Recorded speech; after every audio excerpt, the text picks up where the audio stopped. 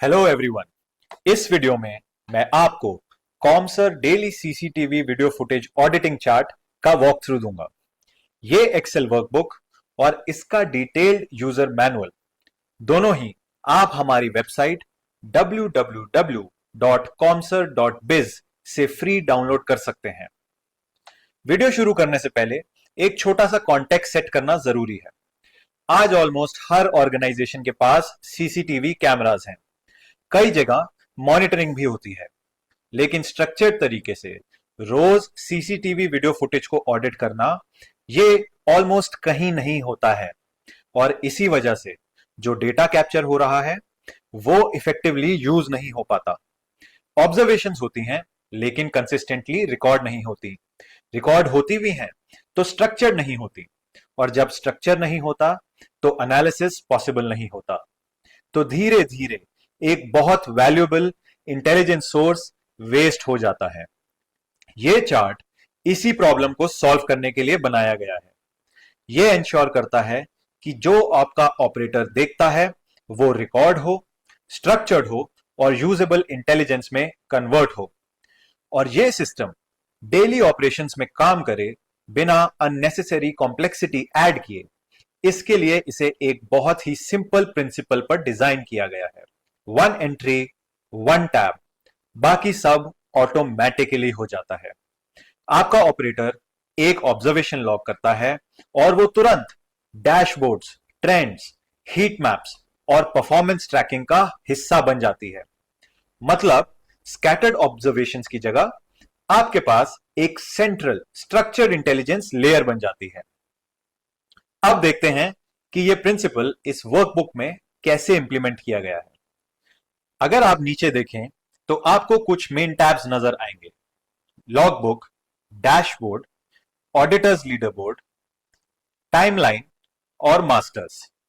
इन सब में से सिर्फ एक टैब है जहां आप डेटा एंटर करेंगे, और वो है लॉग बुक। बाकी सब ऑटोमेटिकली अपडेट हो जाता है। तो यूजर के पर्सपेक्टिव से इस सिस्टम को काफी सिंपल रखा गया है। अब एक्चुअल यूजेज से पहले एक और इंपॉर्टेंट चीज मैं हाईलाइट करना चाहूंगा। इस एक्सेल वर्कबुक के साथ एक डिटेल्ड यूजर मैनुअल भी दिया गया है, कंप्लीटली फ्री ऑफ कॉस्ट।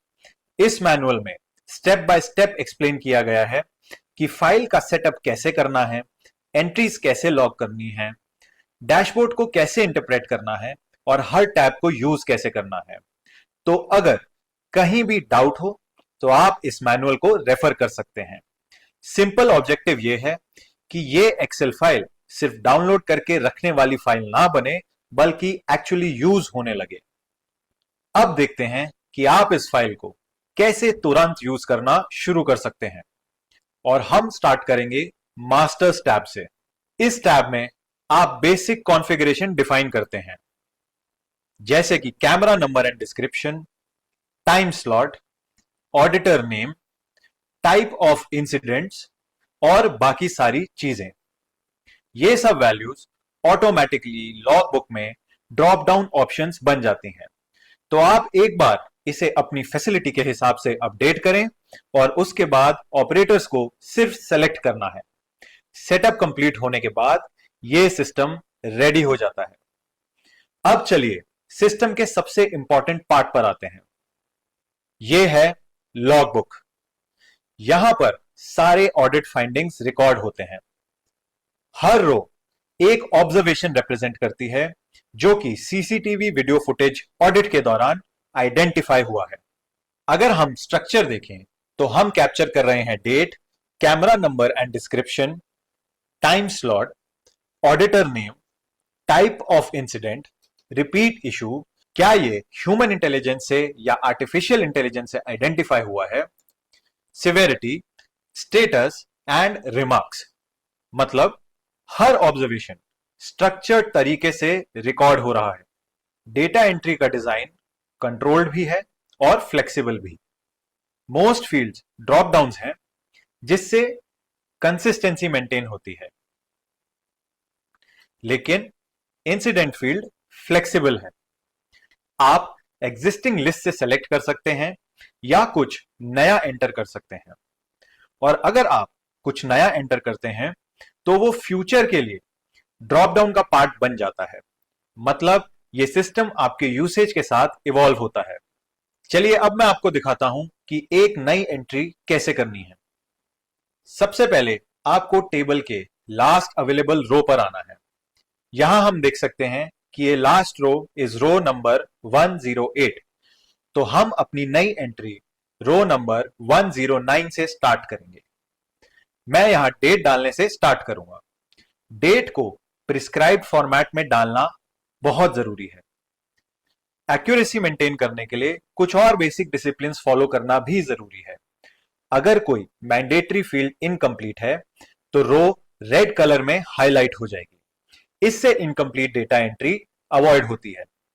हमेशा लास्ट रो में ही डेटा एंटर करें, बीच में रोज इंसर्ट ना करें और डेट के लिए ऑटोफिल यूज ना करें। यह फाइल स्ट्रक्चर पर काम करती है और स्ट्रक्चर मेंटेन करना बहुत जरूरी है। चलिए एंट्री पर वापस चलते हैं। अब मैं बाकी कॉलम्स की वैल्यू सेलेक्ट करूंगा। जैसा मैंने बताया था कि ये वैल्यूज मुझे सिंपली ड्रॉप डाउन से सेलेक्ट करनी है और ये ड्रॉप डाउन लिस्ट हमने मास्टर्स टैब में कॉन्फ़िगर करी थी। तो मैं यहां पर कैमरा सेलेक्ट कर सकता हूं, यहां टाइम स्लॉट सेलेक्ट कर सकता हूं, यहां ऑडिटर नेम सेलेक्ट कर सकता हूं, यहां पर टाइप ऑफ इंसिडेंट सेलेक्ट कर सकता हूं, ये रिपीट इशू है या नहीं वो यहां पर मार्क कर सकता हूं। इस एंट्री के लिए हम अज्यूम करेंगे कि ये इंसिडेंट एक ह्यूमन ने आइडेंटिफाई करा है, तो मैं HI सेलेक्ट करूंगा।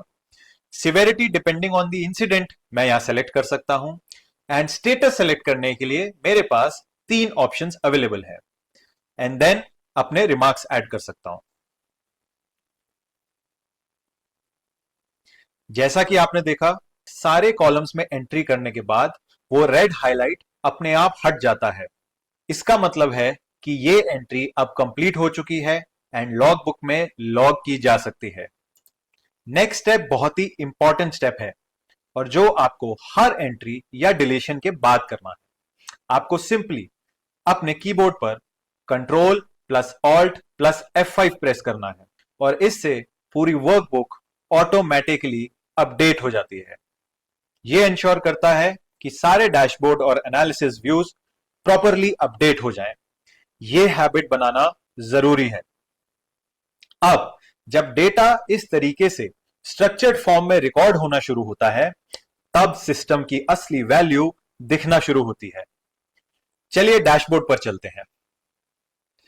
यह आपका डेली मैनेजमेंट व्यू है। यहां कोई डेटा एंट्री नहीं करनी होती।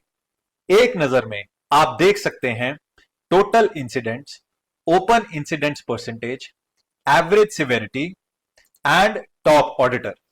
यह खुद एक क्विक डेली रिव्यू स्नैपशॉट बन जाता है। इसके अलावा आपको विजुअल एनालिसिस मिलता है। इंसिडेंट मिक्स बताता है कौन से टाइप के इश्यूज ज्यादा हो रहे हैं। एक्टिविटी चार्ट बताता है कि कब कितने इंसिडेंट्स हुए और क्या वहां कोई पैटर्न है। और हीट मैप बताता है कि कहां और किस टाइम स्लॉट में इंसिडेंट कॉन्सेंट्रेशन है। हीट मैप स्पेशली पावरफुल है। यह तुरंत बता देता है कि कहां पर अटेंशन देने की जरूरत है। इस एनालिसिस को और पावरफुल बनाने के लिए आप फिल्टर्स भी यूज कर सकते हैं, जैसे human versus AI, repeat issues या फिर स्टेटस। इससे आप अलग अलग पर्सपेक्टिव से डेटा एनालाइज कर सकते हैं। अब यह तो हो गया कि आपकी फैसिलिटी पर क्या हो रहा है, लेकिन यह भी समझना जरूरी है कि ऑडिटिंग कौन कर रहा है और कितनी इफेक्टिवली। इसके लिए है ऑडिटर्स लीडरबोर्ड टैब।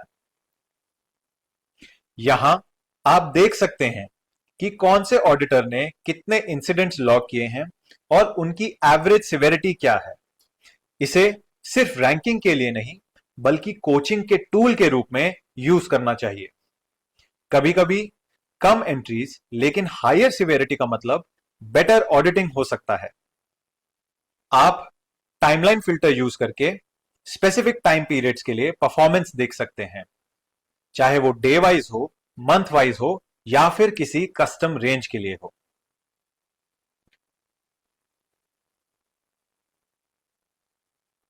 अब कुछ सिचुएशंस में हमें डिटेल्ड एनालिसिस भी करना होता है।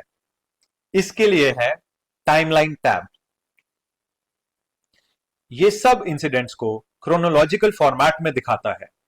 ये यूजफुल है जब आपको स्पेसिफिक यूज केसेस इन्वेस्टिगेट करने हो या मैनेजमेंट क्वेरीज हैंडल करनी हो।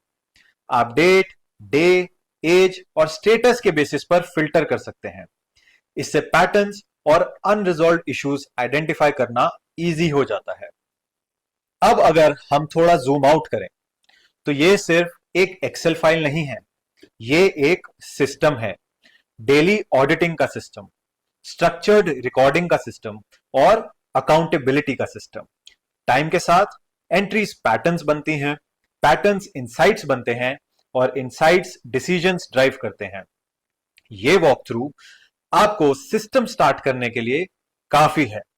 हम डिटेल्ड ट्रेनिंग भी ऑफर करते हैं जिसमें हम और डीप जाते हैं। हम डिस्कस करते हैं कि पैटर्न्स कैसे इंटरप्रेट करें, डिसीजंस कैसे लें और इसे एक फुल डेली ऑडिट एसओपी में कैसे इंटीग्रेट करें। अगर आप इंटरेस्टेड हैं तो आप हमसे कांटेक्ट कर सकते हैं।